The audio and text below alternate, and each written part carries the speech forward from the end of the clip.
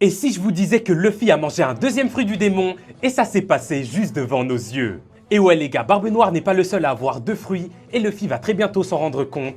Attends, je vais tout expliquer, mais juste avant, si tu kiffes One Piece, les animés et les mangas, abonne-toi car on en parle tous les jours. Et merci à Zeus, Abdul et Ares, les 3 derniers abonnés. Alors Luffy, on sait qu'il mange tout, mais surtout qu'il aime tout. Et si vous faites bien attention, la seule fois où il a dit que quelque chose était dégueulasse, c'est le jour où il a mangé une tarte aux cerises dans le bar à Jaya. Et bah vous savez quoi, je pense que cette fameuse tarte, c'était pas une tarte aux cerises normale, mais elle a été faite avec un fruit du démon qui y ressemblait beaucoup. D'abord, on sait que seule la première bouchée d'un fruit du démon est dégueulasse et détient le pouvoir de ce fameux fruit.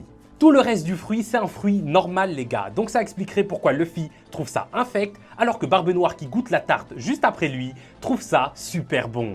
Ensuite, Luffy il dit mot pour mot, cette tarte est dégueulasse à en mourir. Et comme on est censé mourir si on mange un deuxième fruit, ça fait totalement sens que Luffy dise ça. Et là du coup vous me direz que si Luffy il avait mangé un deuxième fruit du démon, bah il serait mort à ce moment-là. Mais les gars, rappelez-vous que lorsque Jabura nous dit qu'on meurt si on mange un deuxième fruit du démon, il ne paraît pas très sûr de lui les gars, il parle même d'une rumeur. Et jusqu'à preuve du contraire, dans One Piece, on n'a jamais vu personne mourir en mangeant un deuxième fruit. Au contraire, Barbe Noire, il l'a fait et il va super bien. Et ce qui est vraiment incroyable et qui serait tout simplement du génie, c'est que dans cette scène où Luffy, il a peut-être mangé un deuxième fruit du démon, la personne que Eiichiro Oda a mis à côté de lui, c'est tout simplement Barbe Noire, c'est-à-dire la seule personne qu'on a vu manger un deuxième fruit.